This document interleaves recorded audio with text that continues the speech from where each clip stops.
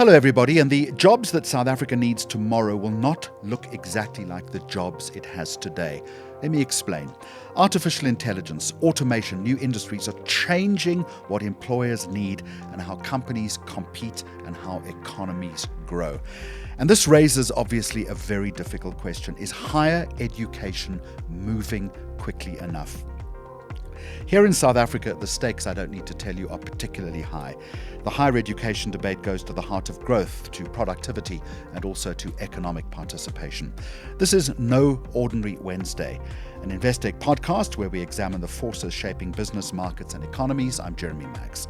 And today we're asking what higher education means in this age, in this era of rapid change. It's all about future readiness, what students need, what employers value, and what South Africa has to get right if education is to become a stronger bridge into the economy. It's an important issue. And to discuss this, I'm joined by Jerome September, Dean of Student Affairs at Wits University, which, by the way, was recently ranked #1 in Africa in the 2026 Center for World University Rankings. That is a timely signal of the role that African universities play in developing talent for this changing world. And from Investec, Lesley-Anne Gatter, Global Head of People and Organization. To both of you, a very warm welcome to No Ordinary Wednesday. Jerome, let me start with you and this big shift that I referenced in the introduction. When universities think about preparing students for the future, what do you think has changed fundamentally over the past 5 years? Well, of course, good morning and thank you for having me. Of course, 5 years ago, exactly 5 years ago, we were in the middle of COVID and we thought of a different reality coming out of COVID. And part of that was many people were telling us at the time the idea of in-person campus experience is a thing of the past. Now we know that it's not quite as simple as that. And so I think the big shift has been AI and the impact of AI, the digital world, and how we now think about graduates, the kind of graduates that we send into the world, the kind of citizens that we produce for a world that is really uncertain to some extent, scary for some of us. But how do we now help young people navigate this complex world where tomorrow is not quite so certain as we may have thought a couple of years ago? And Lesley-Anne, that is so apt and so pertinent because it is scary and it is uncertain. From an economic perspective, why does this matter now? When we talk about, for instance, South Africa's low growth challenge, how directly do you think that is linked to the quality, the relevance, and the accessibility of education right now? So we think education does matter. And I think that as the world progresses, and as you say, and as Jerome has said, that uncertainty prevails, that the only thing we can be sure of here is that AI will shape the workforce of the future. It will shape economic participation as things go, and automation will govern.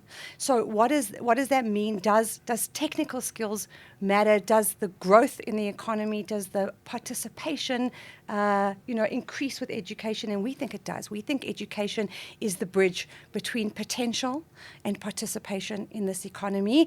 And the real angle is, what will people get educated in now? Where do they go? We think technical skills matter, but we really do think that the big game changer, the step move to participation is the how, what we do now, and how it gets absorbed.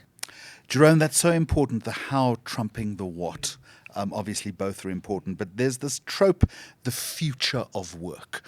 And you'll agree with me that it becomes quite abstract at times. From where you sit, for a student entering university today, what does that mean practically, do you think? Well, it can be very abstract, you are right. But I think for us what it means at a practical level is that the degree is no longer the full package, right? That degree is a foundation. And what we've got to do is to help our students on a journey towards learning sets of skills, behaviors, values that makes them not just think about a job tomorrow, but to think in a broader sense about economic participation. And so for the first year student, it is to help them think about how they use this time at a university, which is really a special time, 3-4 years in the educational process, to think about that as a lifelong process, that I'm going to constantly need to upskill, unlearn, relearn, find new ways of being, of doing, and so on. And to think also about how they use this time at university to prepare themselves for that world. So to what extent do they get involved in what is often referred to as the co-curricular space, the extracurricular space? So the clubs, the societies, the vibrancy that sits there, the crossing the cultural lines, the meeting people outside of your comfort zones.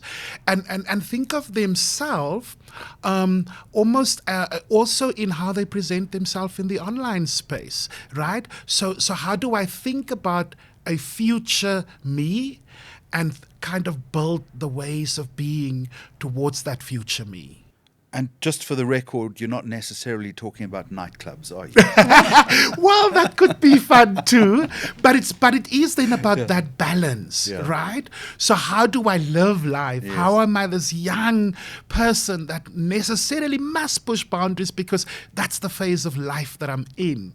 But how do I do it in a responsible way so that when Lesley-Anne looks at my online profile in a few years' time when I want a job at Investec, that I'm not super embarrassed about some of the things. Lesley-Anne, let me come back to you. Let's leave nightclubs, shall we? When you look at companies and sectors right now, what are employers starting to value perhaps more highly in the present than they did, say, a decade ago? There has been a paradigm shift. The big shift that we've seen is that as the machines become so much more present in our world, and as they absorb huge parts of technical capability and the automation happens, really the shift is to human capabilities. It's never been more important in the employer environment to look at human capability. So as the machines become more capable, we want humans who are more humane. We want humans who really amplify human capabilities. And I think Jerome spoke about it, about that cross-leverage, that cross-ability. So we're interested in people who can solve complex problems. We're interested in people who show great resilience. We're interested in people who have high adaptability and can really be agile in what's shifting. Because in that uncertainty, we don't quite know what's going to shift and be. You can't predict the shift entirely, and it's moving so fast. But we absolutely want the application more than the technical capability. Knowledge is a commodity now, but the human capability very well may not be. So deep breath, everyone. Let's go to artificial intelligence, shall we, Jerome? It's already changing how students learn, how academics teach, and how employers, I guess, are starting to assess talent. So how are universities, I wonder, responding without resisting technology on the one hand, but also adopting it uncritically? And I think uncritically is the key word there. Yeah, so AI is here. Our students are using it every single day. And we as a university, we've got to embrace that. And we've got to move beyond the point of fear and embrace AI fully. But as Lesley-Anne says, what are the skills that students are now taught to ask the deeper questions? So do I simply accept what I'm given by ChatGPT, or do I critically analyze? Do I look deeper? What sort of questions do I ask? The prompts that I put in that perhaps gives me a certain answer. And so how do we teach our young people around those things? The second thing, and we do this with the first year class during orientation already, right? Part of it is then this idea of academic integrity. So to what extent am I using the AI in an ethical way, in a way that upholds our values, the integrity, and so on? So do I acknowledge that this is someone else's work? And how do I acknowledge that? And then it's about the human skills, the critical thinking, the resilience, the deeper questioning, the analyzing. And in many respects, philosophy is probably now more important than ever before, because it's the philosophers that teach us about critical thinking. It's the philosophers that pushes our brains to think beyond beyond here and now and to imagine possibilities. And so that's what we're having to do with our students, is to really from day one, we embrace. It does mean in teaching practice, it's about the process of learning. It's about the love of learning and how we help students on that journey to learn, to love learn, to push the boundaries, to think wider. And so for the PhD, for example, we are now thinking about the oral exam, right? So you've got this fantastic PhD that you've written, the thesis, but let's have a conversation about this work so that we can now critically analyze to what extent is this actually fully your ideas. I love the line about philosophers. It's so Yes. important. More Plato, less perplexity. I think There is we what go. you say. Lesley-Anne, from a market and company perspective, how is AI then changing the way in which businesses are starting to think about talent? We are thinking about talent that is shown and has, a kind of evidentiary track record of people who can think in ethical ways, people who have made those kind of ethical decisions, people who ultimately have shown that they don't engage in this cognitive surrender. We're interested in talent that is, like you're saying, embraced the AI, works with it, but knows how to work with the application. We're interested in people who don't replicate what's there, but who apply ethics, who apply resilience, who apply thinking. One of the most interesting quotes, I think, that the talent of the future can learn, unlearn, learn again, unlearn, and learn again. And it ties into the philosophy piece. As much as we as all employers are rolling out huge AI learning pieces throughout our organizations, and our L&D departments are just frenetic with AI learning, actually we'd be better off teaching a class in philosophy. We'd be better off teaching critical reasoning, ethical thinking. Folks, hold all of those thoughts. We're going to continue this conversation in just a moment. We're going to look at education investment, capital allocation, and what South Africa should watch out for as the world of work, as you've been hearing, is changing and changing rapidly. First, a quick reminder to follow Investec Focus Radio SA wherever you get your podcasts or on YouTube. A new episode of No Ordinary Wednesday is released every fortnight, bringing you clear conversations on the trends shaping business, markets, and the economy. Now let's get back to this fascinating conversation. Lesley-Anne, let's pick up on education investment. When investors think about infrastructure, they often think of energy ports, roads, maybe digital networks. Maybe we should be thinking about education in the same way. What's your thinking? I think you're right. I think education is the infrastructure to opportunity. Education lays the bridge to really accessing opportunity. And if it is that bridge between potential and participation, we need talent that is vibrant, that is resilient, that is capable of being all the stuff we've discussed around being really human, but it equally needs to know how to work with knowledge. It needs to understand what to do. So education becomes the fundamental place that we see knowledge being built, but application being developed. We think that universities will play the role that they've always played, but the role that they were originally intended to place, noble places of learning that question the canon, that question the AI, that work beyond the hallucination that's coming in automation.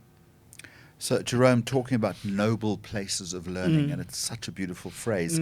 How do you think universities then should balance two expectations? One is producing graduates who can enter the labor market, but also, as you've also both alluded to, producing citizens who can think ethically, critically, and independently. They're not competing priorities. I think they are integrated. And so if I look at Wits, one of our values is around excellence, right? And so it's this commitment to excellence that says, I don't accept just what is in front of me. Part of that is a deep questioning. It's a commitment to pushing boundaries. It's a commitment to ethical behavior. It's a commitment to, as we say, to working for good. And so, and it's not for my personal good. Yes, of course, for my personal good, but for the good of the society and the good of the community that I find myself in.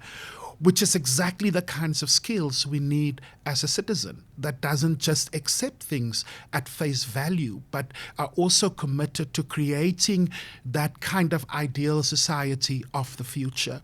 And here we go back to why it's then important for students at universities to get involved in the co-curricular activities, because it is in the leadership position, it is on the sports field, it is in the debating society, it's in the residence that some of those boundaries are pushed. And so it's that emotional intelligence, it is the critical thinking, it is the pushing of boundaries, but this unquestioning commitment to excellence, which I think as a society we need so deeply. So what you're saying is that there is a risk that future skills conversation becomes too narrow if it is simply focused on immediate employability. Absolutely. If we only think about the immediate employability, we're probably positioning ourselves out of relevance. It's got to be about economic participation. It's got to be about skill sets that I could use in different environments. And so as I think about my work of the future, it's perhaps not that it's a job at Investec that I arrive in as a 23-year-old and retire as a 60-year-old, but it's perhaps different things that I do across the journey of my life. Some things, perhaps selling my skills to different organizations at the same time. But importantly, what also needs to come into the conversation is entrepreneurship. And so the graduate not only thinking of themselves as a job seeker, but as a job creator. And it is within that entrepreneurship development kind of skills that it is about problem solving, thinking about what are the needs of society and how I solve those kinds of problems. And so it's economic participation, the skills that's required to live a dignified life, which is what we all want, and then the ways of being where I don't only think of myself as looking for a job, but perhaps seeing a problem and creating a solution and thereby creating jobs for others. And Lesley-Anne, in that respect, organizations, Investec included, have a responsibility. And Investec's education work spans initiatives such as ProMaths, bursaries, InvestEd. We've spoken about these before on this podcast. Without turning this into a program discussion, what do you think the broader principle behind investing in learners should be before they reach the workplace? I think we can't overestimate investing in learners before they reach the workplace. The principle I think is very clear. Talent is far more evenly distributed than opportunity, actually. And what we need to do is invest in that talent pipeline long before it gets to the workplace.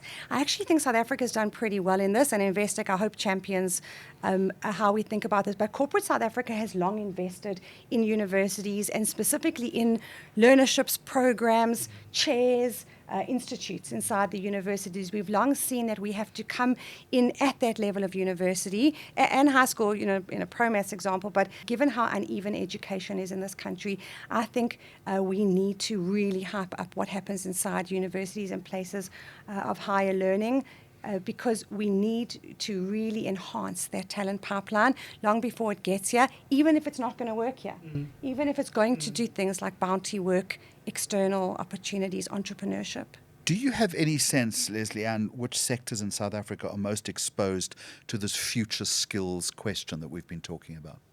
Financial services, healthcare, advanced manufacturing, the green economy. These sectors and spaces are changing rapidly, but I would say that less focus on the sectors actually and more focus on the capabilities, because as Jerome said earlier, coming in with a skill, just being technically appraised is not going to help anybody, the sector or the individual in time. Really, the capabilities that we're going to need, which are transferable across sectors, are going to be where we're interested in unlocking potential. It's the ability around continuous learning that is going to be the capability. Jerome, if universities then are expected to prepare students for this more complex world that you alluded to at the start of this conversation, what support or policy certainty do you think is needed? Whew, I think in the first instance, there's probably conversations that needs to be had about a more adaptive regulatory framework. I mean, at the moment, it is really difficult for a university to change course, to change course content. And so so there's got to be a conversation around how some of that is made easier so that universities can perhaps move faster with the times around certain aspects of those.